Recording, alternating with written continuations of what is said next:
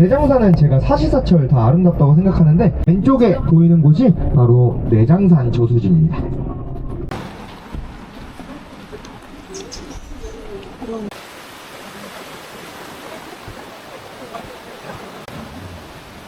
오전 코스로 내장산을 올라가고 있는데요. 내장산 케이블카까지 잠깐 도보로 갔다가 케이블카 타고 정상까지 올라가는 그런 코스를 가고 있는데요. 지금 올라가는 길이 다 단풍나무 길이네요. 근데 단풍잎이 다른 데보다 작아요. 지금 가을이 아니라서 단풍잎이 다 초록잎이긴 한데 별 모양 단풍잎은 똑같습니다. 이게 단풍잎이 작다 보니까 마치 초록색 별 같긴 하네요.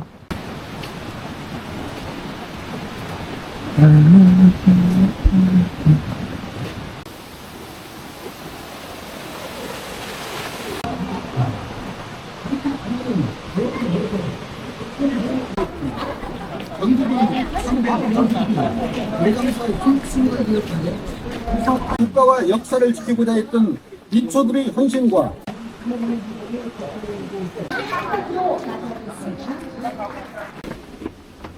케이블카가 꽤 크네요. 이 정도 규모면 내장산이 꽤 높은 건가? 내장산 케이블카는 연자봉 중턱 내장산 전망대 부근까지 한 50명 정도 타고 한 5분 정도 간다고 합니다.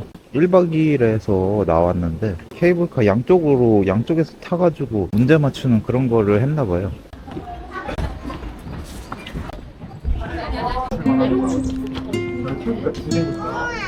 생각보다 꽤 높네요. 이거 우리다가 잠깐만. 아니야, 그럼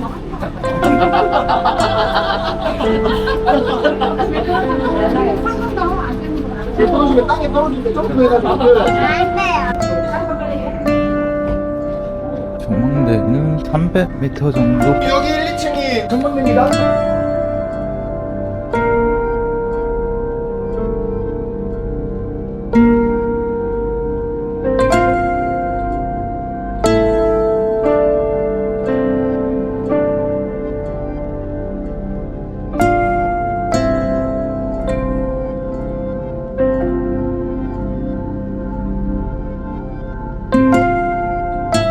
이제 내려가는 거 구경이지.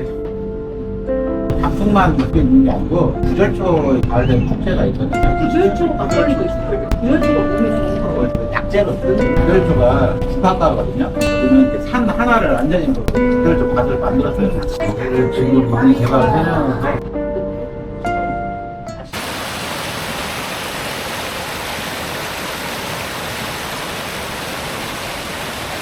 내장산이 특이한 점이 거의 대부분의 나무가 단풍나무예요. 그래서 케이블카 관리하시는 분이랑 얘기를 해봤는데 내장산은 사실 가을에가 사람이 제일 많다고 합니다.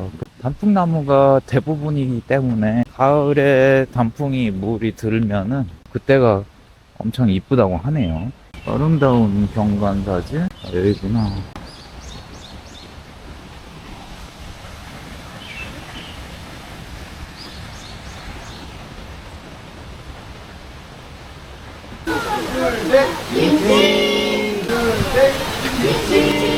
나무 개수를 세시면서 가시는데요. 저희 여기 내장산에 조선왕조실록을 처음 옮긴 곳이 용구람인데요. 내장산까지 갈 건데요. 300m 정도의 단풍 터널이고요. 저금에서 가장 유명한 길입니다. 절이 있잖아요. 800. 저라고 연관돼 있어요. 여긴 내장사 가는 길인데요. 내장사는 내장산에 있는 절 가는 길이 일직선으로 쭉 되어 있고 단풍나무가 양쪽으로 있어가지고 가을에 오면은 장관일 것 같긴 합니다. 조선 왕조실록 이한이라는 게 조선 왕조실록이 그 전국의 곳곳에 나누어져 가지고 서고에 보관되어 있었는데 이게 임진왜란 때 소실이 많이 됐대요. 근데 전라도 지역에 조선 왕조실록을 보관을 한 게 보존이 잘 되어 있어가지고 이게 조금 유명하다고 하네요. 봉은사를 갔다 온 지 얼마 안 됐는데 정읍에 내장사를 또 오게 됐는데요. 대웅전이 지금 불에 탔다고 합니다. 최근에 지금 공사 중이라고 하는데 볼 수가 없네요. 불에 다 타버려가지고 지금 완전 공사판인데 수전, 무량수전, 나무아미타불 관세음보살, 기와불사, 불탐 대웅전을 수리하는데 기부하는 그런 건가 보네요. 기와불사. 절이 꽤 커요. 생각보다.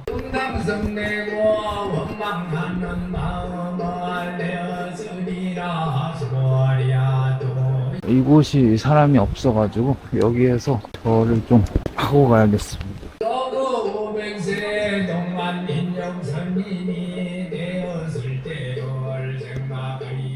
요즘 참 불교와 뭔가 인연이 많네요. 요즘 뭐 집에서도 불교가 핫하긴 핫한데 사실 살면서 뭐 거의 무교였죠, 무교. 근데 또 최근에는 불교에 자꾸 접점이 생기는 것 같아서 내려주시고요. 아직 다 손을 들고 계셔가지고. 들면 박탈. 이름은 네 맞습니다. 지켜낸 좋아요. 자 청담입니다. 번호풀이 하나 1년 넘게 지켜낸 이를 기념하기 위해 문화지킴이의 손 내려주세요. 손 내려주세요. 내려주세요. 내려요. 2월 22일이 문화지킴이의 날일까요? 이게 옮겨서 맞습니다. 용구람의 조선왕조실록이 옮겨진 날입니다. 자, 이제 식사 맛있게 하세요.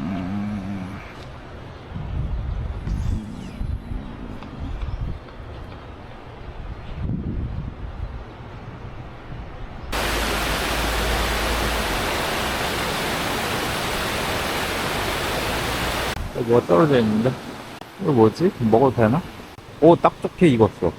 이게 딱 떨어진 거 보면 멋진가? 뭐 그런 거 같은데. 아, 별로 맛은 없네요. 한 3개 정도 먹어봤는데. 어제 비가 엄청 많이 와가지고 수량이 엄청 늘었어요. 와, 여기 거의 2m 가까이 되겠다. 지금 아무래도 물이 불어가지고 조금 위험한 것 같긴 해요. 원래 수량이 없었는데 막 이렇게 생기다 보니까 물살도 세고.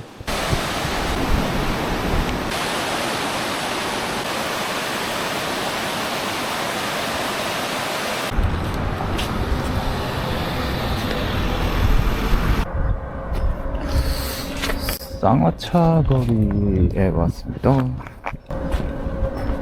정읍 쌍화탕 거리.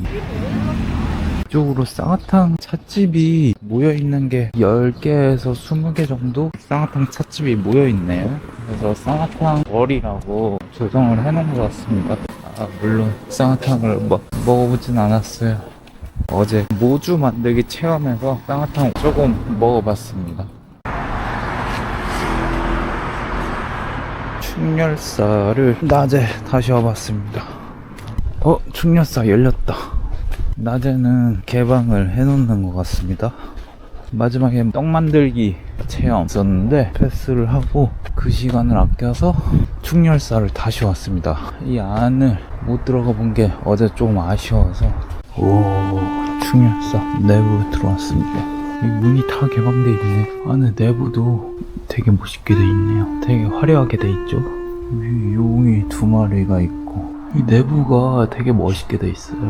조금 정신없는 느낌도 있지만 이순신 장군님 영정이 이렇게 있고 방명록도 쓸 수 있고요.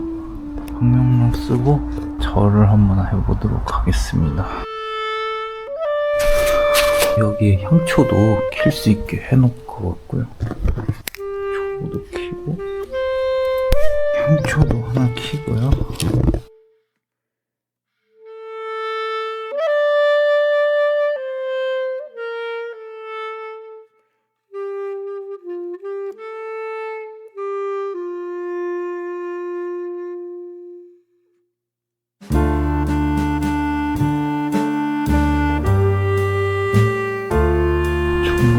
이순신 장군님, 나라를 지켜주셔서 감사합니다. 이순신 장군님께서 무관으로 유명하신데 전투나 전쟁이나 임진왜란 이런 거로 근데 문관으로 근무를 하셨을 때가 있었는데 그 문관으로 근무하셨을 때가 이 정읍에서 근무를 하셨다고 합니다. 그래서 이순신 장군님을 기리는 이 충렬사가 정읍에 존재하는 이유인 것이죠. 낮에 충렬사 재방문을 안 했으면 못 볼 뻔했습니다. 내려와서 잠깐 쉬고 있는데 정읍 시청 건물 옆에서 외국인들 20명 정도 데리고 여기 뭐 다문화 교육을 하는 것 같네. 여기.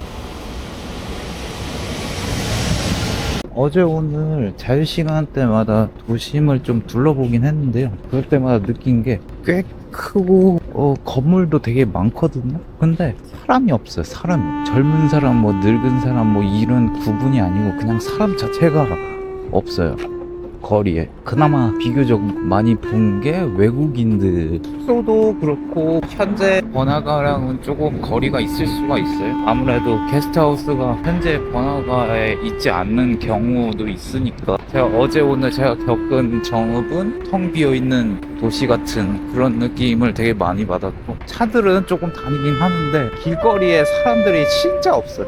진짜 만나기가 힘들어. 길거리에는 그나마 걸어다니거나 해서 만나면은 외국인. 아까 외국인들은 교육센터에서 배우고 있는 게 한국어를 배우는 것 같아요. 지방에서 젊은 사람들이 부족해서 인구 소멸, 네, 그런 거 있죠. 아니 1박 2일로 했던 그런 것도 지방에 사람이 부족하고 뭐 다른 지방에서 조금 관광을 오게끔 홍보하려는 뭐 그런 목적. 네, 외국인들한테 한국어 교육 같은 거를 하는 것도 저출산, 인구 소멸 뭐 그런 거 있잖아요. 그런 차원에서 하는 것 같네요.